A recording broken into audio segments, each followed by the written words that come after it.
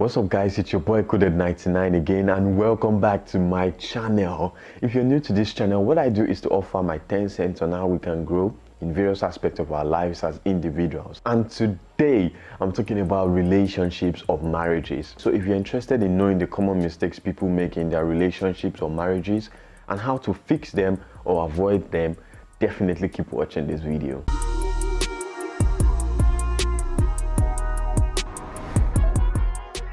So the first thing I would say is, if you see any marriage or relationship that is really working well, just know that both parties are putting in their best work to keep that union together.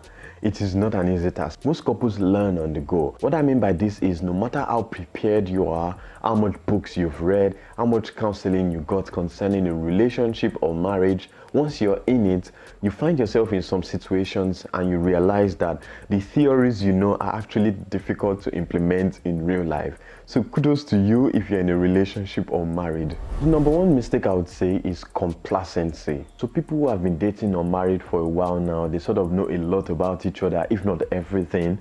They feel satisfied and secured in the relationship or marriage, and somehow they get comfortable and they sort of set the plane on autopilot. Complacency is the slow death to a relationship or marriage, where they both don't feel the need to surprise each other anymore.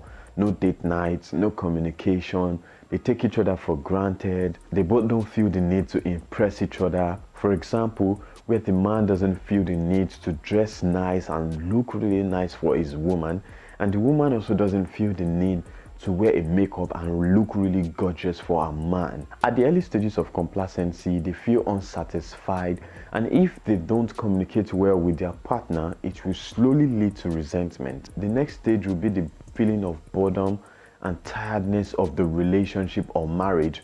And this is not the major cause of cheating, but it may potentially lead to cheating. The solution to complacency is to stop being complacent. The first step is to be conscious of how complacent you are. What are those things that you enjoyed doing together as a couple but are no longer doing? And what novel things can you do? You can also talk about it with your partner. It's as simple as, babe, I feel we're boring. I feel we no longer do the things we used to do. And how can we fix this? After figuring out where it went wrong, it becomes easier to fix. Although it is easier said than done, but it is possible. To help with this kind of situation, I recommend reading Loving Your Spouse When You Feel Like Walking Away by Gary Chapman. You can find it on Amazon and other websites, and I'll drop a link in the description. The next mistake I'll be talking about is effective communication. I think this should have been the first mistake actually, because man, I can't emphasize the importance of effective communication. It's like the foundation. So people meet, right? They start talking, they talk about a lot of things until they start dating, they get into marriage. But talking is not communication. The fact that we talk a lot about different things does not mean we communicate. Communication is more about me helping you understand me, my thoughts, my feelings, and my actions. And some people are not deliberate about this. In fact, some of us think we've got this covered until we see how much we have to communicate with our partner. One misconception is that the other person should know how to do this and not to do that. But it doesn't always work that way. Sometimes one person's expectation of the other is based on the person's beliefs, experiences, culture, and other factors. Hence the need to always communicate. You need to communicate how you feel, what you think about situations, and how you would like to be treated. Ladies and gentlemen, if you don't remember anything I said in this video, just remember this one thing: communicate effectively. Absolutely no one can read your mind, and it is not fair for the task to be left on one person to keep on asking, babe, what's wrong?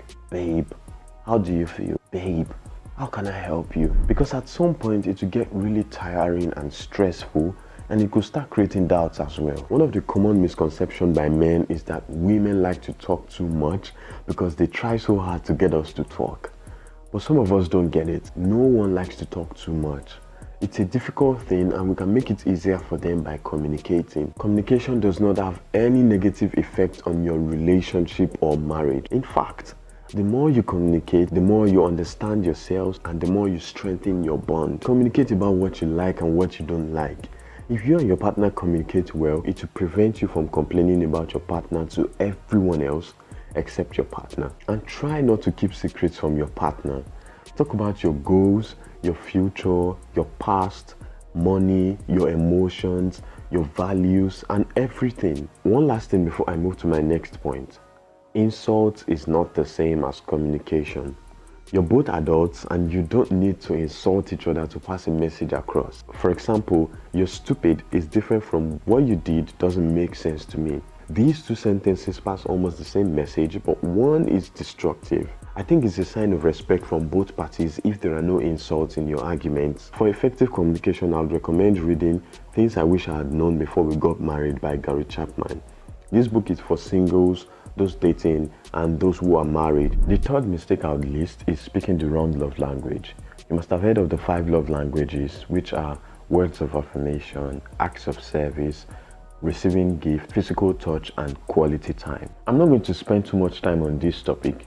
The main point is that most couples don't speak the same love language, and oftentimes we speak the love language that we understand to our partner without taking time to understand their love language. For example, if you love receiving gifts and you keep buying gifts for your partner without understanding that their love language is acts of service, no matter the amount of gifts you buy, your partner may not feel as loved as you want them to because you've simply not served them coffee when they're working from home, water their plants, or cook a nice meal for them, and so many other things. If this goes on, you may start noticing signs of resentment towards you and them thinking that you don't love them enough. The solution here is very simple. Ask your partner, understand their love language, and speak it. For this, I'll recommend the book 5 Love Languages by Gary Chapman. The fourth mistake is not setting boundaries with our mouth. We innocently do this without considering the consequences. We want our friends or family to offer their advice on something that happened between us and our partners, which is fine. It could be an argument, it could be a problem that you're having. You're just seeking for advice, right? The point is, your friends or family will most likely take your side because they love you, and they may start developing resentment towards your partner. That is why it is important for you and your partner to be able to resolve 95% of your problems, if not more. There are very few friends or families who are careful enough to be objective, but in most cases, the more they know, the more resentment they develop towards your partner. And trust me, you don't want that. You can get someone who you trust enough to be objective and not hold anything against your partner, or get someone who you and your partner are accountable to.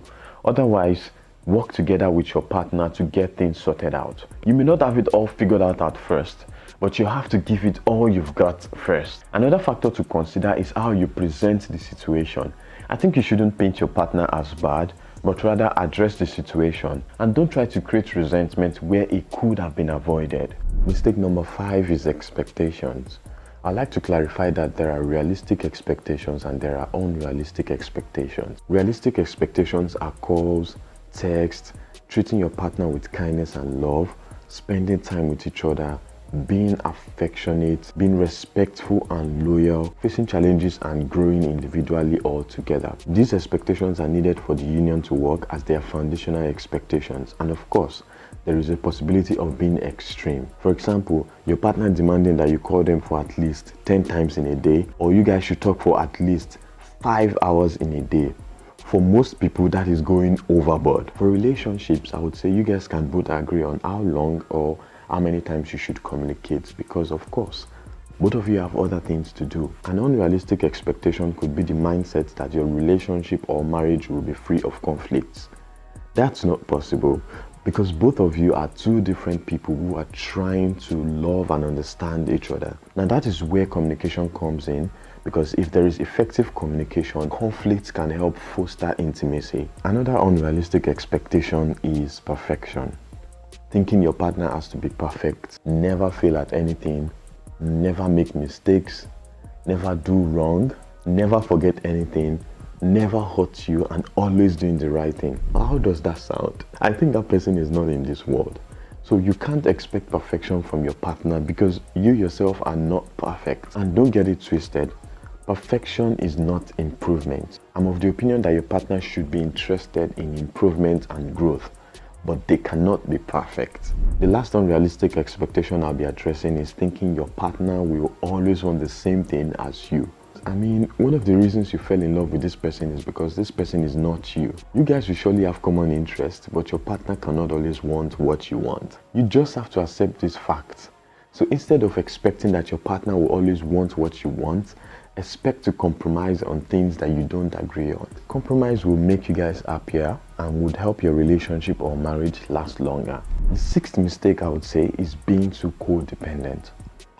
Especially in relationships, some people don't realize how much they are losing themselves. If you spend every moment with your partner, you may gradually start losing who you are. And what you notice is too much dependency on the partner. For example, if you always need your partner to follow you to the grocery store, or you always have to consult them for every little decisions, please mark the word always. It's okay to try things on your own.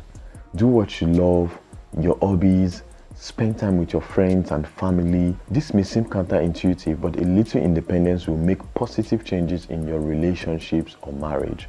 You definitely have to give your partner their private time without you. And one last advice before I go is don't be too serious. Take out time to play, be silly, and don't take each other too seriously.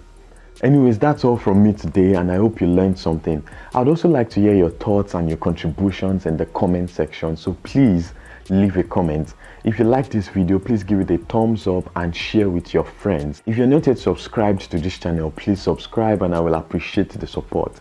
I'll be signing off now, and until next week, make sure you keep your soul beautiful. Peace out.